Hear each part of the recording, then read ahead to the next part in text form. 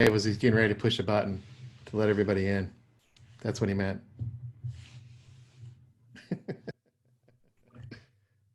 Do it. Very good.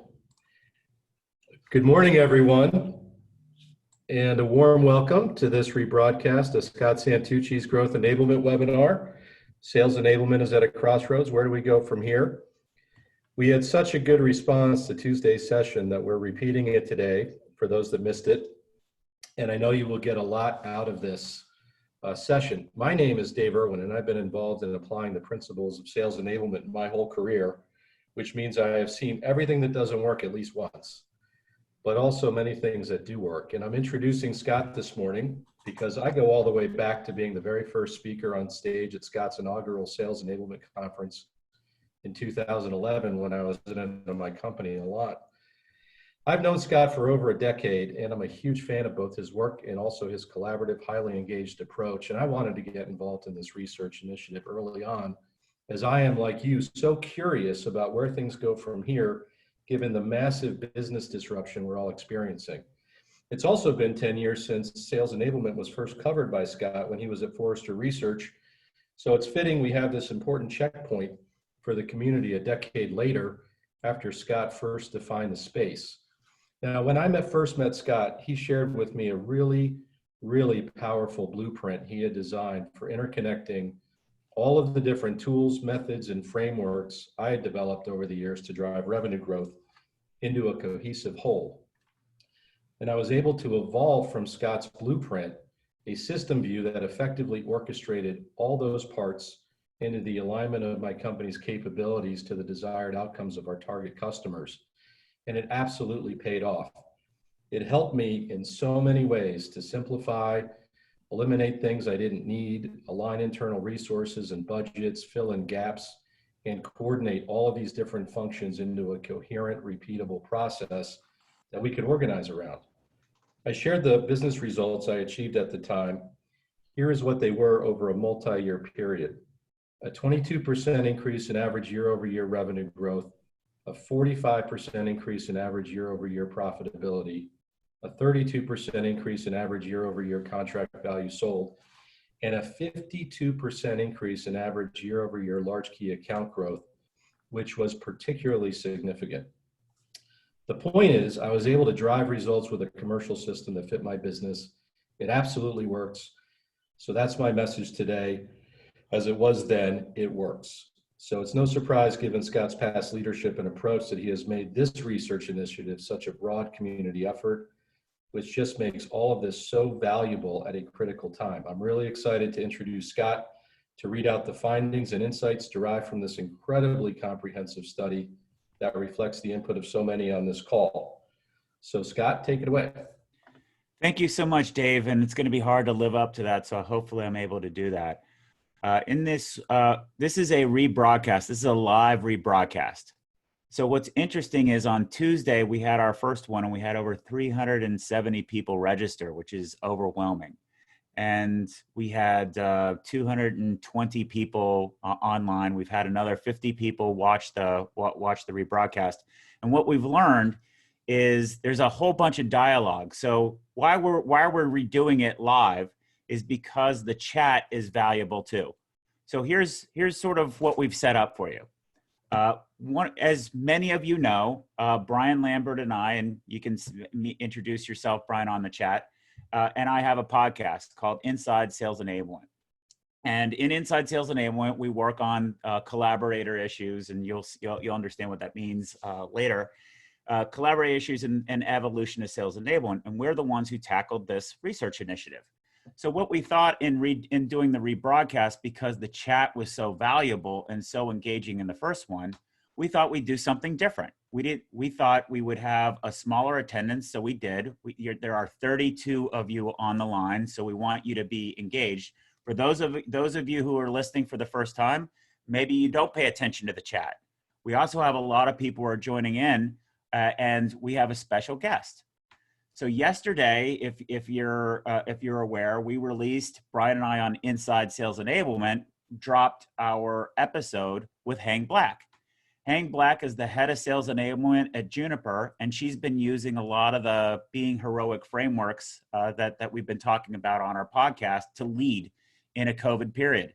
This is her first time exposed to our research findings. She was one of the 43 people whom we interviewed. So she's going to be put a little bit on the spot. So let's sort of imagine this as a virtual book signing tour for her podcast. And if you want to engage with her, please feel free to do so.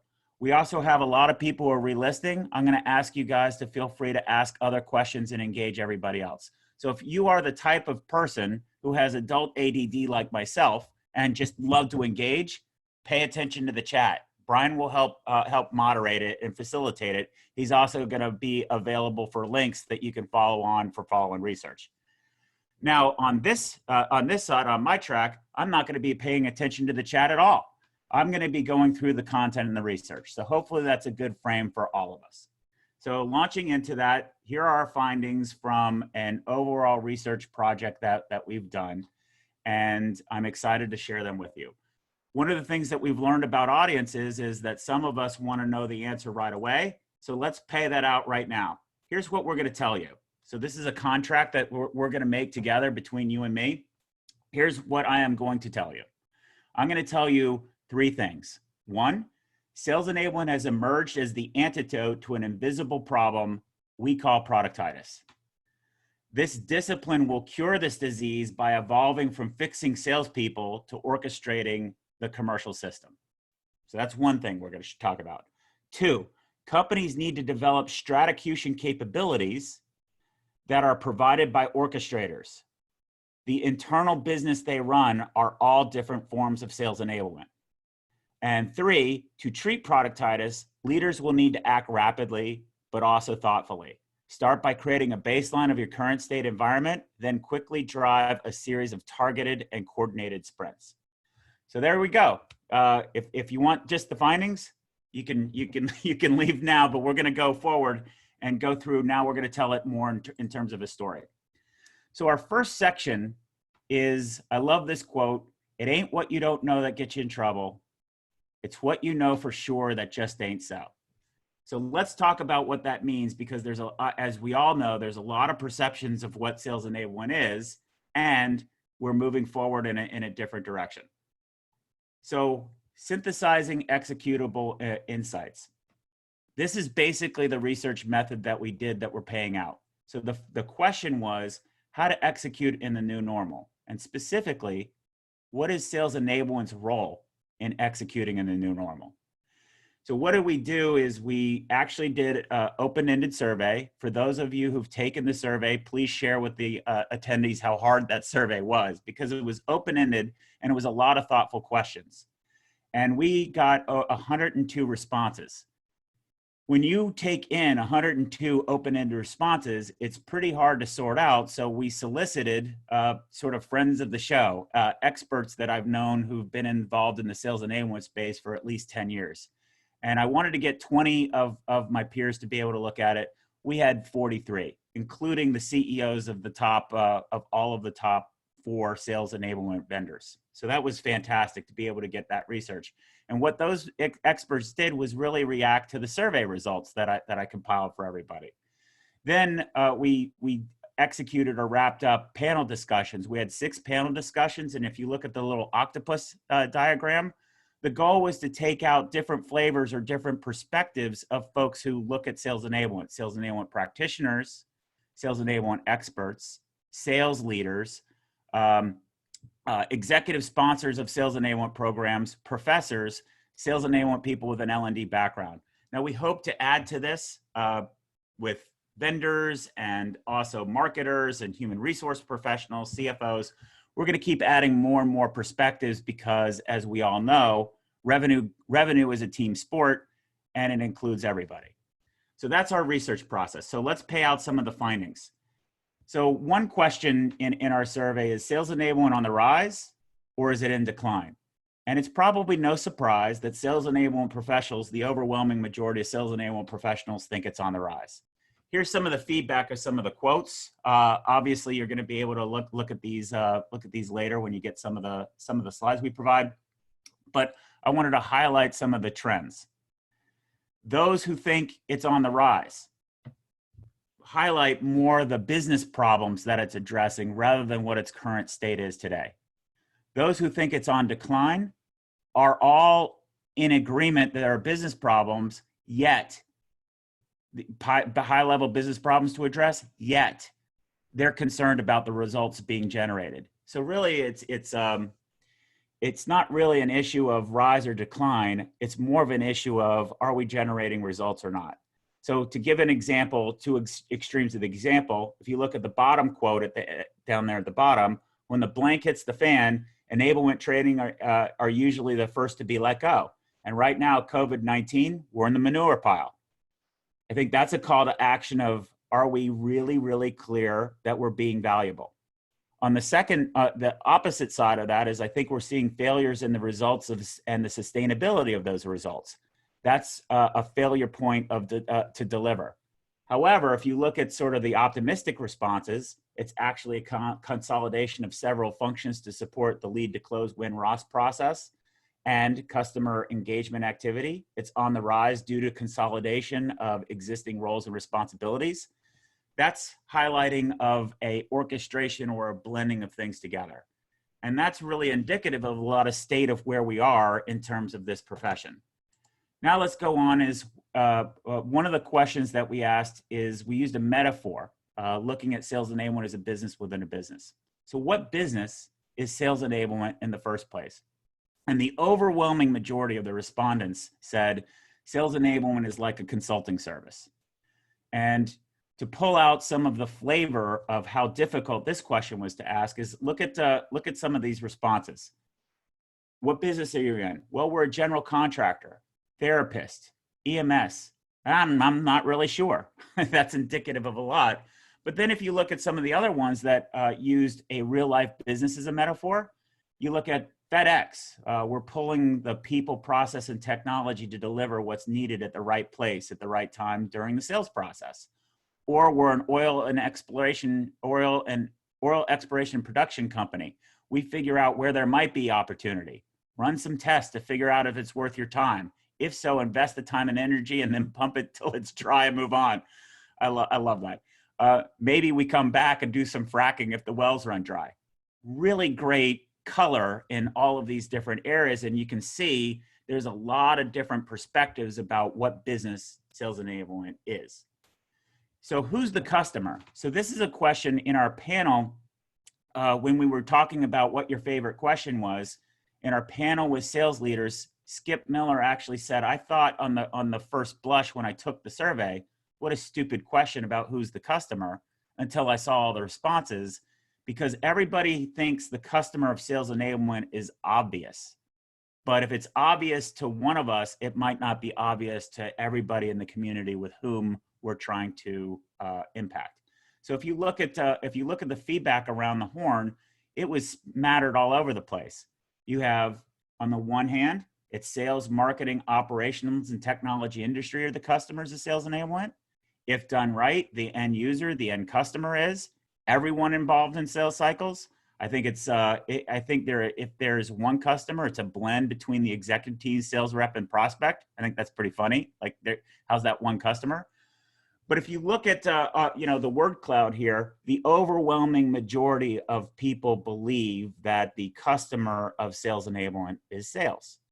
So that's another indication. And do you agree with that or not?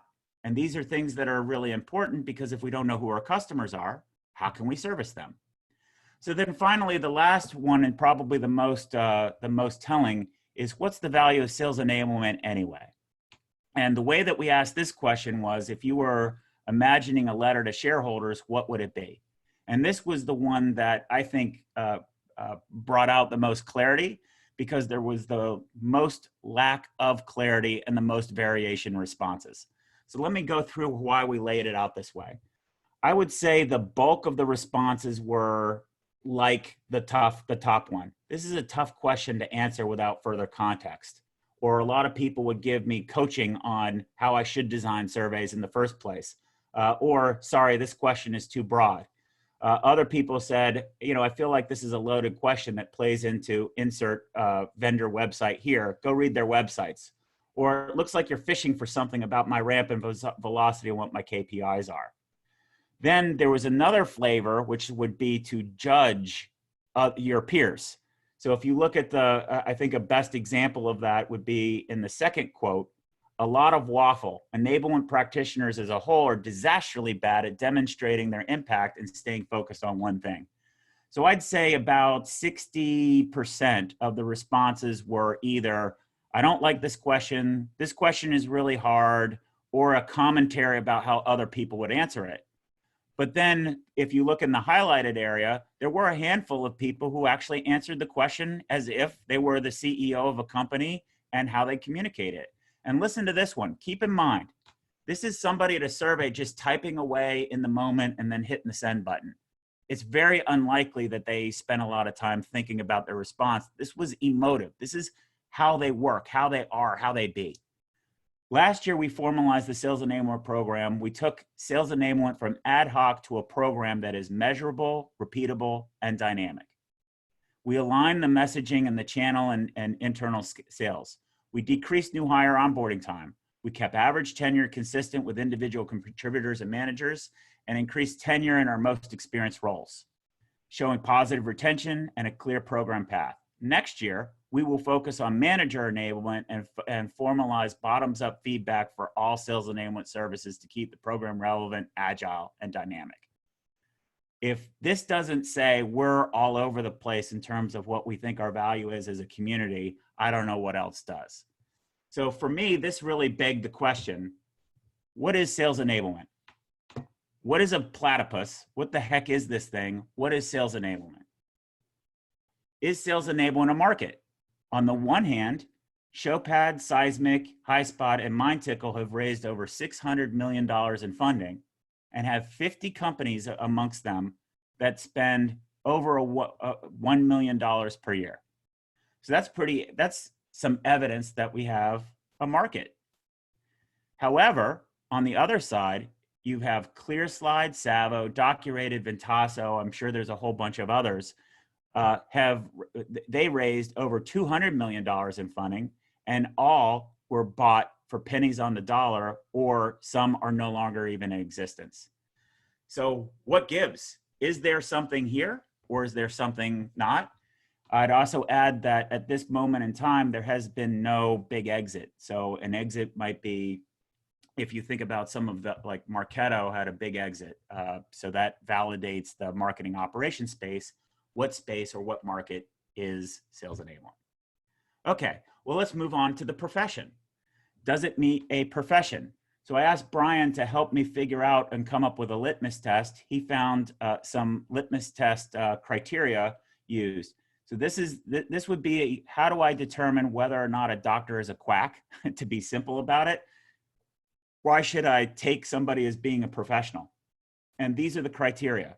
So does sales enablement have an easily accessible and validated body of knowledge? Nope. Is there an industry recognized standard of entry? Nope. Anybody can say they're a sales enablement practitioner. Is there a sanctioning organization that validates either best practices or a body of knowledge? Nope. Is there a code of ethics that's enforced? Nope. Is there a service to the profession? Well, I think one thing that sets sales enablement people apart from anybody is their desire to help one another. And that's definitely something I think all of us are very proud of. And it bleeds over into the other side of the column. So we meet none of the criteria, or not enough of the criteria to be a profession yet. Over 10,000 people have job titles with enablement in it. The Sales Enablement Society is a 100% volunteer organization that has over 7,000 members.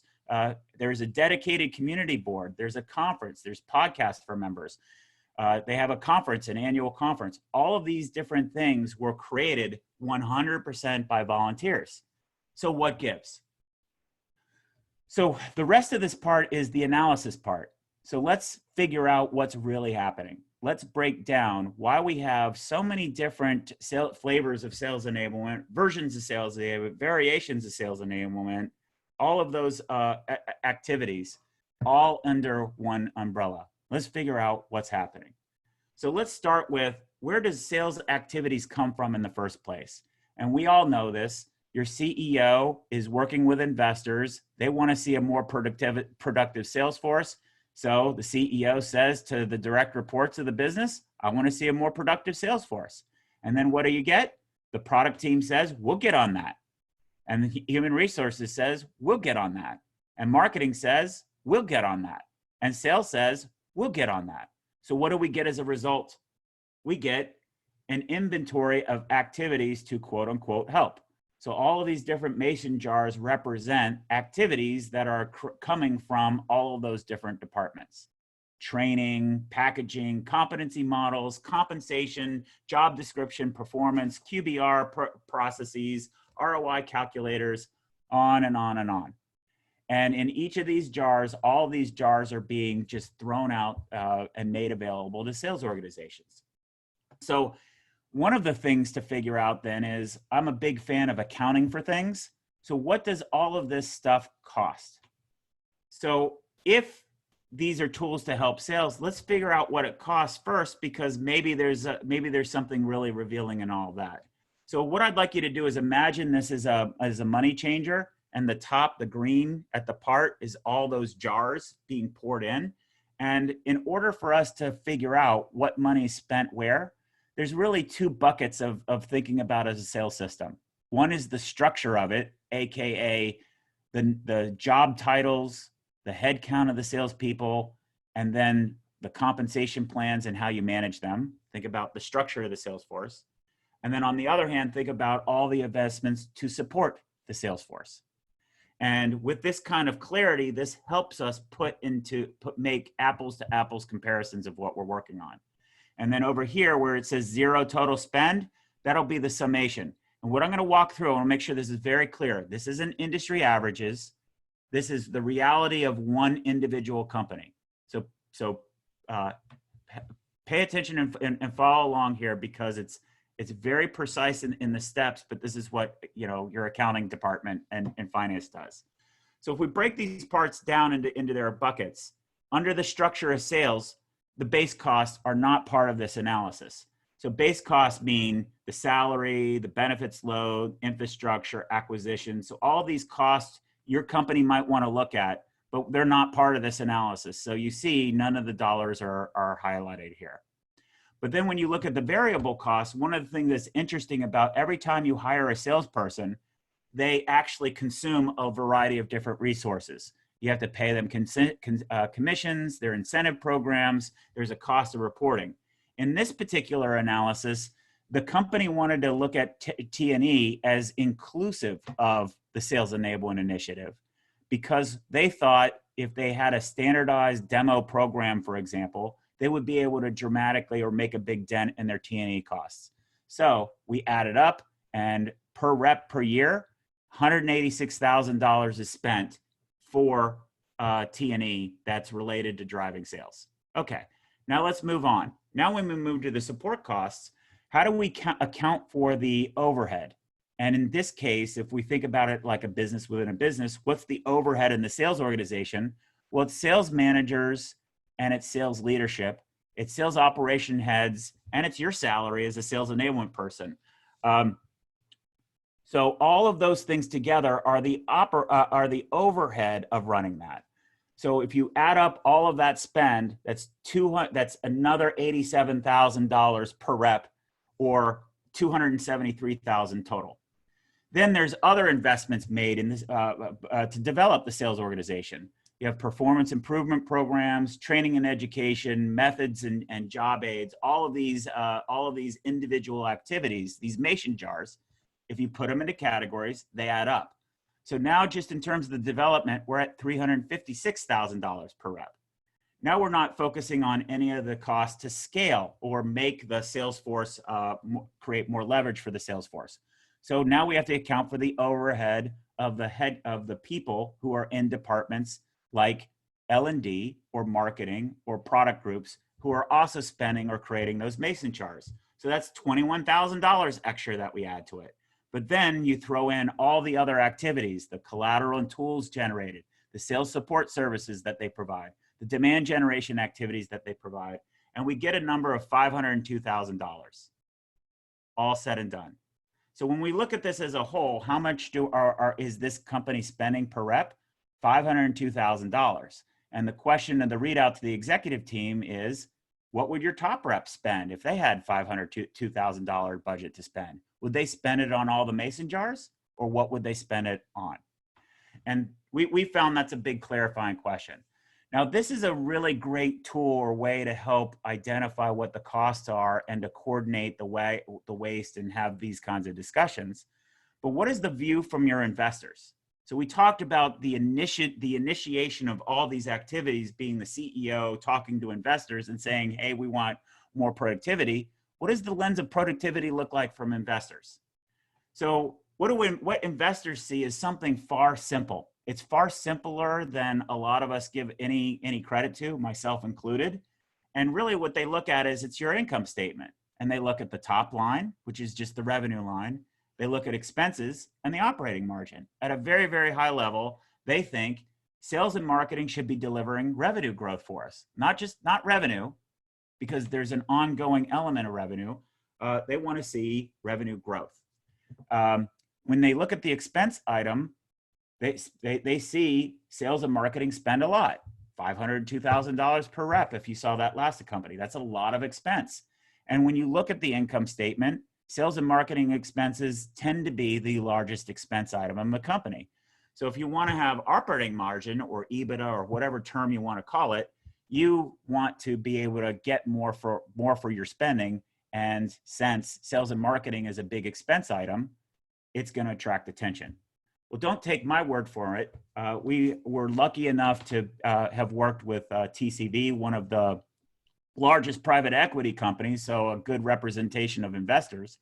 These are the people who brought to us, so thank God they exist, because we wouldn't have Netflix or be able to watch The Lion King. Is that it? The Tiger King? We wouldn't be able to watch that, or maybe bad for them, but we wouldn't have Airbnb or other firms like that. So they're one of the leading private equity firms in existence. And they're one of the people who say, we'd like to get a better return from the money that we give you as investor for the sales and marketing expense. So please pay attention to this quote. We don't have permission to share it in our thing, so maybe you want to write it or screen grab it for yourself. But we see great opportunity for businesses to improve their performance by becoming more efficient with their sales and marketing spending. The lens being, there is no difference to an investor of sales and marketing. They're two sides of the same coin. They are investments to drive revenue growth. The second thing is, to help our portfolio companies improve their productivity, we're introducing a new metric we call the commercial ratio. So that's the introduction of what I'm going to share in the next slide. I think here's another key point to pay attention to the rest of the presentation. This ratio helps us align strategy and tactics, while at the same time get functional leaders to improve how they communicate with each other. So what is the commercial ratio? The commercial ratio is really simply this. It's the revenue growth that you have. So the revenue that you had last year, this year, subtracted from the revenue last year, and all of the sales and marketing expense. The belief here is that 100% of sales and marketing expense should go to revenue growth. Now, of course, there's always exceptions, but that's the go-in position to look at it from a tops-down perspective and see whether or not what this ratio tells us is there health in that business, and should we inspect sales enablement or sales and marketing costs more. So what does that ratio need to look like? Well, if you look at it, it's more like an engine. So you can rev your engine too high, or you can not have your engine work well enough. If you think about sales and marketing as a value communications engine, there's a way to balance that, and there's expectations associated with it. If your ratio is 1.5 or higher, the belief is you're probably not investing enough in sales and marketing and capitalizing on opportunity. You probably have an opportunity to gain more market share. If, on the other hand, if it's below 0.75, you are highly inefficient and it needs to be addressed. The green zone between 0.75 and 0.125 is where they want to look at it. Unfortunately, if you were to do the calculation yourself, your company would probably be in the 0.2 or 0.3 range. And those would be areas of you're going to invite scrutiny from investors. So this is an opportunity to get right. Okay, so what's the underlying cause? Where does this inefficiency come from? Well, simply, it's a lack of coordination. If you look on the left, there's a lot of changing environments that are happening inside your company today. There's also a lot of changing environments that's happening inside your customers. The question is, we're putting our salespeople or all of our client-facing people in between to try to master both of those. And we're putting our salespeople in a really bad spot and overburdening them. And if you look at all these different categories, how many of these things are orchestrated? How much do you know about what really is happening in the customer environment? And no, I don't think using data that says 11.8 stakeholders involved is even close, remotely close to a qualifier of understanding your customer environment. So let's just call that out right now. The point is, there are so many different things happening in your company. There's so many different details that we're trying to put onto the sales force. It creates a huge amount of burden. And one of the big questions to ask is if we recognize that the salesperson is stuck in the middle, who is responsible for their success? So what does all of this create? It creates this. This. How does this make you feel? How does it make you react? Because this is the burden that we're placing on the backs of your salespeople. This is the burden that we're placing on the backs of customers. This is the thing, this puzzle or mess or however you want to characterize it. What name would you give it? But this is what we're putting on the backs of customers and salespeople. And this is the result of the lack of coordination that we talked about. So what is this? We call it productitis. And to put some structure around this, the productitis, the culprit of this mess, really is a big sea change. And it's a sea change that's been happening, but COVID has really illuminated it. Productitis is really the whole idea of seeing the world 100% through your lens, through your perspective, through your product. So the focus of what's valuable is the product's valuable. We need to be able to move to the outcome or the business result for our clients is what's valuable. How do we describe the attributes of value? Well, in a product-centric world, we talk about the features of the things the product does. What we need to be talking about are the capabilities our clients require to achieve their outcomes. The barometer, how do we judge whether we're communicating value or not? In a product-centric company, we compare against our competitors. Well, our competitors say this, and we're better than our competitors. What we really need to do is, who is the wallet owner that's going to fund the outcome, and what do they think?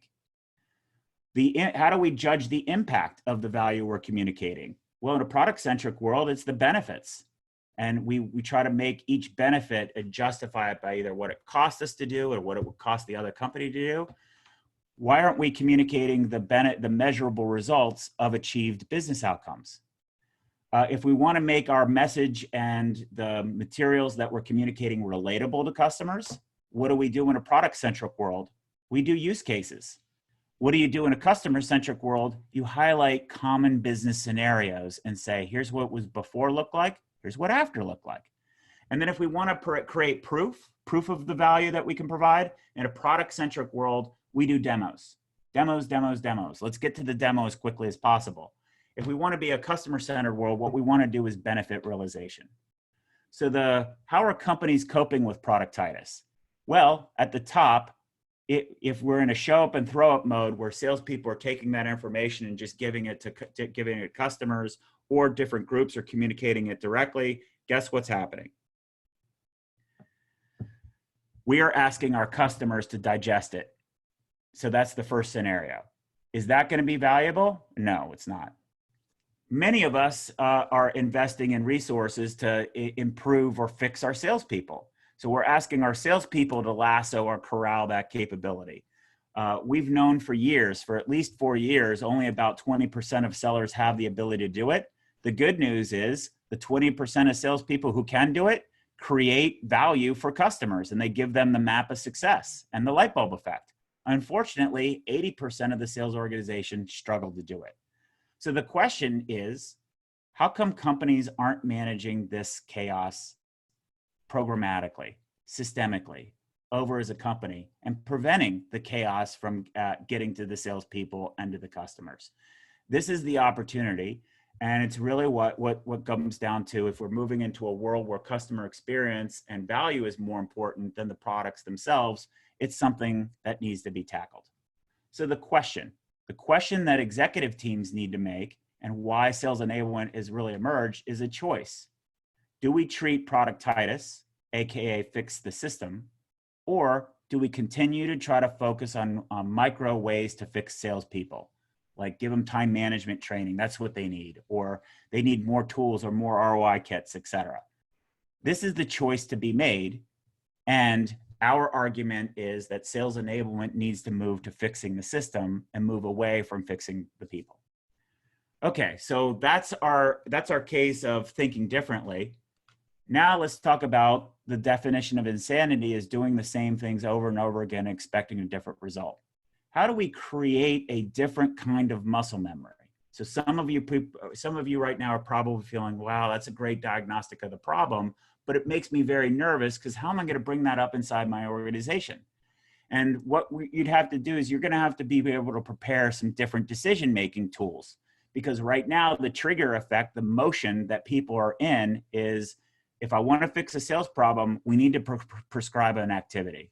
So let's talk about that. Let's dwell on this ball again here, this big mess of productitis.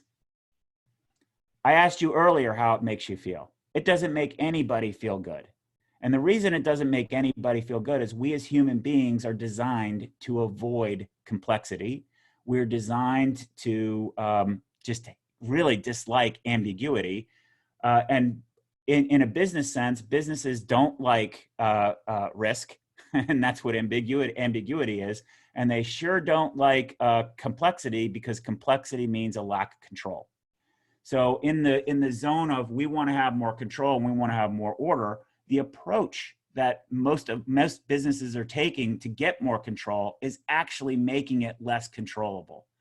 So unfortunately, we have to actually talk about the elephant in the room, which is we have a complex problem that currently is ambiguous. No one can say they know how COVID is going to emerge, which means we have to have different decision-making models than we're accustomed to. So what are those different decision-making models that we have to learn to develop, those new skills? So if you think about this as a trend, businesses used to be instinct-driven. And what they would do is they would hire experts, people who were really well accomplished in their field, and give them executive roles. And that works to a point. But when that instinct, when problems occur, what happens is you get a lot of firefighting, because each one are so opinion driven. So it creates too much internal conflict. There's issue avoidance and workarounds. So we've emerged, every business around, it's almost like a tagline. You got to be data driven this, data driven that. And data is good if you have a way to make decisions against it. If you have too much data, it's overwhelming. And I'd argue right now we're in a state of over-analysis. So many of us are drowning in operational stats. I know one company that collects over 5,000 metrics to evaluate the sales force. I kid you not. It creates to slow move to cover without data. But I think another key important part, the market that you're in right now is emerging as we speak. New things are occurring. And if you wait for all the data to happen, you could be left out. So what happens is companies get paralyzed. So you don't want to be in a firefighting mode and just doing stuff. That's bad. But you don't want to be paralyzed. So this is where insight driven is really beneficial. We have the benefit of human wisdom to be able to take advantage of all these things, and it creates agility. So what is an insight driven approach? You take the data that you do have, you go and collect the reality, similar to how we interviewed a whole bunch of people, and then you apply expertise to it and you get executable insights. I think this is really important that you have this in your repertoire, because if you bring up some of these issues without recognizing that your executives might be in a data-driven or an instinct-driven approach, it's important that you have the right messaging and framing it out. So what is an important capability that you need to develop? So one of the things that we run into a lot in the sales enablement world is Either you're strategic or you're tactical. And the reality is what we got from speaking with the executive sponsors is their need right now is someone who can do both. A balance between are we doing the right things and are we doing things right? People who can pick the exact thing to do right now in the moment, but that right thing in the now in the moment is towards an overall plan. And developing the tools to do this, we call stratacution. And this is something that's emerged consistently across the sales enablement leaders that have the most impact and the most weight and the best business results. But it's a label that has avoided many people in the executive team because they think, we're going to do strategic planning here, and then it's execution time, it's activity time. But hopefully I've made a very clear case that we need something in the middle and plan thoughtful activities. So what does stratacution require? So in order to have the business capability of stratacution, you need an orchestrator to do it. That there needs to be a different type of person who can execute on the stratacution capability. So there are 6 characteristics that we've identified from executive leaders. 1, an orchestrator is mission and goal focused, not result driven. This is a very key point. 2, they prioritize the right goals at the right moments. So there isn't a rigid project plan. It's more fluid than that, but it's very vision driven. You guide the narrative by confronting reality. You drive results by design, not effort. You unlock energy and create momentum among people because people are very, very important. And you catalyze change through collaboration, not by force. So orchestrators are leaders who run a business within a business. The way they conceive of their departments aren't the ad hoc, we can get anything done. They're people who imagine blending people, process, technology, and information together. So a business, if you think about it simply, a business converts resources into value by harnessing the people, process, technologies, and information available across the company to create the cohesiveness required to achieve the measurable outcome of their mission. Okay, I know that sounds a little consultative and textbooky, but we needed to get some definition down by where these specific gaps are happening, why we have this big mess that's preventing salespeople and customers from really seeing the true value of what you're offering. So the question that you have to ask yourself right now, if you want to be in the business of being in the stratacution business and helping solve some of these problems, the big question a lot of us need to ask in sales enablement is, am I a doer or am I an orchestrator? How do I see the value that I bring to my company? Do I see myself as bringing value because I get stuff done? Or do I see value in that I design environments where other people can thrive? You have to decide one or the other. You can't be both. Okay, so what we're seeing then is how does this map out to the evolution of sales enablement? So we see a sales enablement as this big umbrella, and it's an umbrella term. Right now, the term is meaningless, so I think any effort to define it is a complete waste of time. I think what we do is we just move forward and say sales enablement is a market label. And there are different types of enablement under that market label. So going from left to right, if you are a doer, you're probably aligned to an individual project. Like, I'm bringing out customer journeys. That's what I do. That's what I'm enabling. Or I'm the sales kickoff person, or we're doing sales training or playbooks or onboarding. If you're that type of person, you are doing response enablement. Now, moving into the middle, the orchestrators, where they start to shine is they're driving orchestration among different departments and different groups to produce business results. There's talent enablement, for example, where they're bridging the divide between finance, sales, and human resources. They're filtering, they're applying a procedure to filter out all of the random acts and activities into some cohesive programs with the business goals of reduce attrition, create better skills, faster time to performance. So that's that model. And you can see that model repeat. It's just the focus changes. So you have message enablement that's focusing on targeted buyer insights, concrete differentiation or consumable content, bringing marketing, sales, and IT together. Or you have organization enablement, which is about quicker decisions or reduced confusion, faster quotes, freeing up more time for salespeople, however you want to define it. And that's basically getting all the different administrative groups that are, oh my gosh, all over the place to be able to get right. Or there's pipeline enablement, where we concentrate on streamlining all of the stuff we're bombarding salespeople for to do three things: improve win rates, shorten sales cycle times, or larger deals.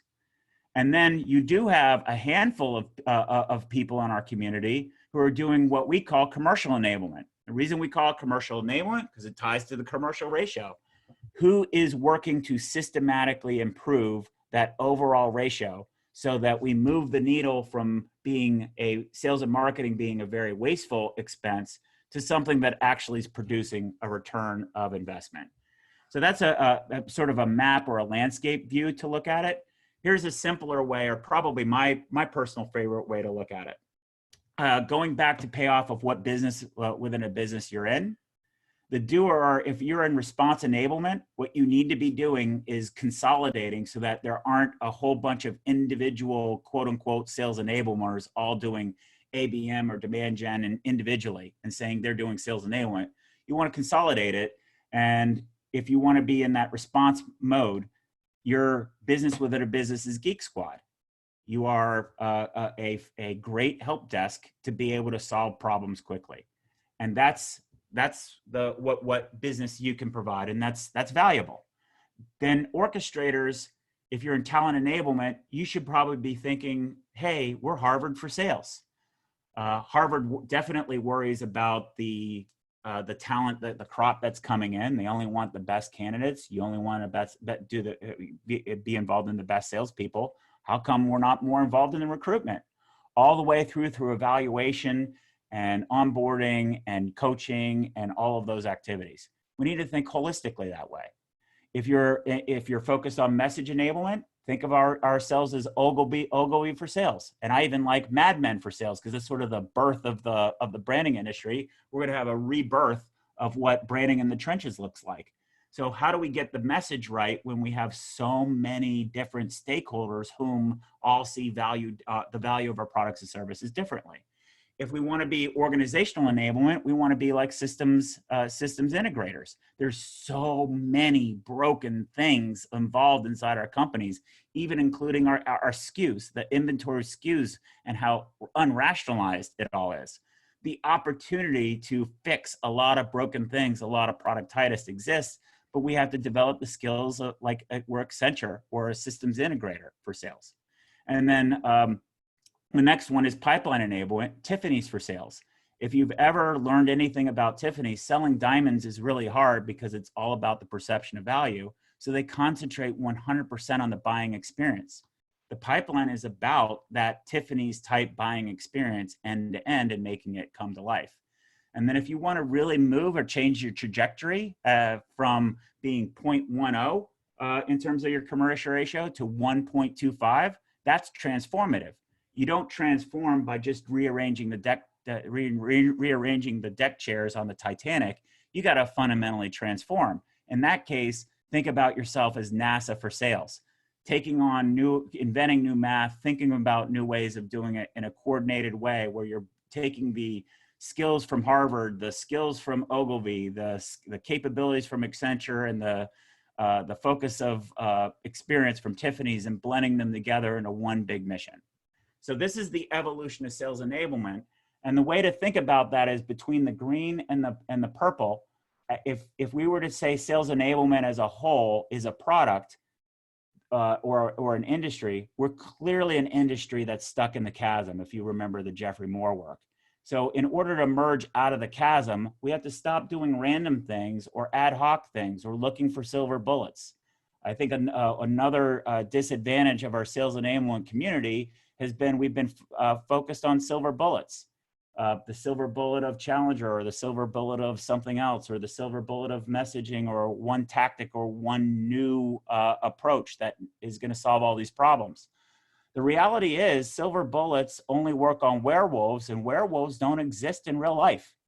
What exists in real life isn't a neat little narrative who we know the villain is. It's complex, and we need to start applying some thoughtfulness to it. So the point that you have to say is, many people will say, well, I need to do both, or let me think about it. But if you choose not to decide, you still have made a choice. So you need to make a choice. Are you a doer? And then focus on how I can be more, build my skills to be more Geek Squad for sales and communicate that value. Or I'm an orchestrator. And then if I am, how do I build my value proposition for myself, my department, and how will I learn to communicate it to executive management? How I learn to use those skills forward. Okay, so the third part and the last conclusion, we're closing it up here. Our next quote is by Winston Churchill.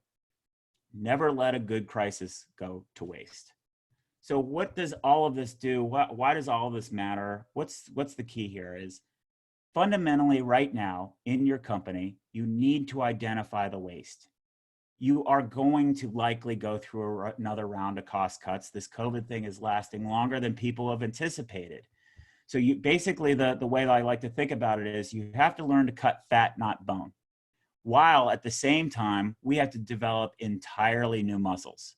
This is a task or a challenge no one has ever been able to address for. It requires leadership. So what you want to do is be proactive and help your company identify the waste. Then what you want to do is you want to say, here's the waste that needs to be put into the cost savings bucket, but we need to reinvest some of this waste into things that we can drive change. And we're going to have to move into a zone of driving change quickly. So this is an example of the need for stratacution. You have to be incredibly thoughtful, but you have to move incredibly quick. So what does that look like? How do you do that? Well, what you do is you start by understanding what is happening. I call this building a baseline. And there are things that many companies don't do when they analyze their situation. They don't focus on what's working. And that's an incredibly huge mistake. There's a lot of focus on what doesn't work. And if you keep focusing on what doesn't work, you're going to make incremental improvements. The opportunity is to find what's working. Figure out what your top reps are doing. Figure out why your top customers are buying from you. And be open-minded and listening, not prescribing.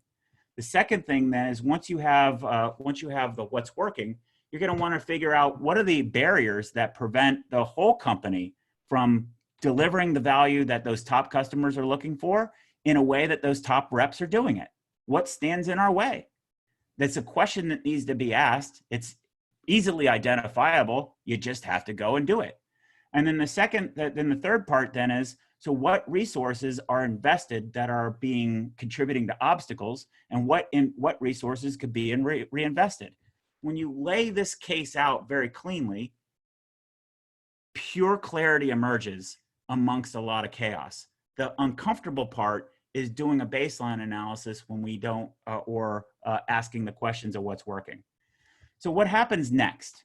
What happens next is clear strategies of execution move forward. Think about the business within a business. A business has to execute and has to have a business strategy. What is the business strategy for how we're going to execute or rebuild our pipelines moving forward? Well, will we need to innovate? Are we finding that the overall buying experience that we have with our customers is horrible? So we need to prioritize the Tiffany for sales? Are we finding that our messaging is atrocious or super product laden? It's got massive amounts of productitis. Well, then we need to concentrate on Ogilvy for sales.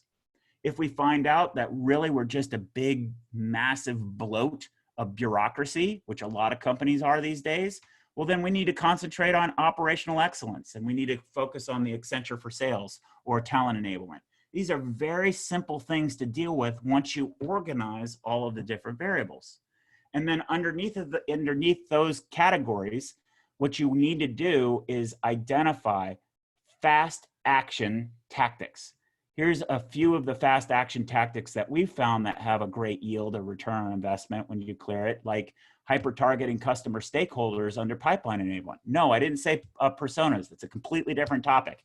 But it's hyper targeting on where the value is. There's many things you can do that are all coordinated. And the key about these tight acceleration plans is your company probably doesn't have the muscle memory to collaborate across functions to solve new complex problems. So you want to pick very, very specific ones so that as you're executing, you're building the muscle to learn how to change moving forward. One of the quick plugs of how you can engage growth enablement is we have very quick, rapid assessments to help you figure out those baselines and sell it inside your company. And then also we have an inventory of these different action plans that have worked in other companies that could be deployed after you do that analysis. So let's review what was just covered. So one, if you remember our Mark Twain quote, it ain't what you don't know that gets you in trouble. It's what you know for sure that just ain't so. Sales enablement has emerged as the antidote to the invisible problem, productitis. The discipline will cure the disease by evolving from fixing salespeople to orchestrating the commercial system. Two, the definition of insanity is doing the same things over and over again and expecting different results. What we wanted to share with you are some frameworks to have different decisions, to make different decisions. So the first framework is, let's talk about insights versus data-driven. And the second insight is, we need to be orchestrators versus doers. And then the third insight is stratacution, and putting all of these things together gives us a clear business within a business to move forward from. And then the third bucket that we want to do is never let a good crisis go to waste. There's never been a better opportunity for leadership to emerge and a role to establish itself as a very powerful function within a company. To treat productizers, leaders will need to act rapidly but thoughtfully. So the balancing between the two. Start by creating a baseline of your current state environment, then quickly drive to a series of targeted, coordinated sprints. So what are your next actions? Engage. Contact me directly for what we could do or how we might approach a quick wellness plan for your company. The next thing is register. We're going to have a manufacture a healthy pipeline by mastering the middle. We had to strip out a lot of the lessons learned about pipelines and how horrible they are and what people are doing to fix them. So we've moved that to another webinar. Join us on June 4th at 1 p.m. Eastern.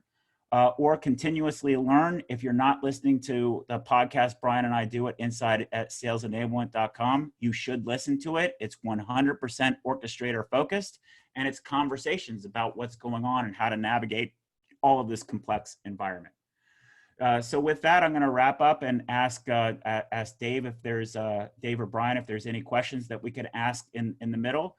Here's the contact information for me. Thank you so much for participating. I hope you all found this very, very valuable. Dave, are there any questions Dave or Brian, are there any questions that we should ask and answer in the short time we've got left? Not right now, Scott. Just a lot of confirmation and calling out things like leadership, stakeholder management, alignment support, having the right measures. Just a lot of confirmation that folks are thinking this way and in this vein. So I don't see any questions. Just a lot of good feedback in the chat. Awesome. So Dave, what would be the summary here of what you learned from the chat? Because I didn't get to see any of that. And please close us out. Great. Yeah, I think there's a lot of aligned thinking to what you presented, Scott. You know, for all of us that have been at this for a long time, it's clearly a moment to take advantage of in terms of resetting and repositioning what sales enablement can be and what it can accomplish. Some of the key comments were how to much better align the inputs to the outputs to create a more direct correlation to results and value. I think there is a lot of agreement that a systems approach versus fixing salespeople couldn't come at a better time in terms of resetting, you know, what everybody has a chance to do right now, given the business disruption that we've had. So I think it's, again, a really, really rich conversation we saw unfolding. And, you know, I just want to say a big thanks to Scott for this really, really incredible readout and comprehensive review that was involved everybody in the community. You know, it's such a strong community, and so many perspectives contribute to the collective whole. So thanks to everyone for attending. There'll be lots and lots of follow-ups, which will be fun to participate in, and hope everybody has a great Memorial Day weekend. Thank you, everyone. Thank you, Dave. Thank you, Brian, for the role. Thank you, Hang, for playing a fantastic role. I can't wait to see the chat transcript. As a participant, you're going to be able to get the recording of this. In the recording, there's also the chat, so you can go back and forth. Please give us feedback, what you liked, what you'd like to see more of. That's always helpful as we go through the ambiguity of the future together. Thanks so much, and have a great weekend.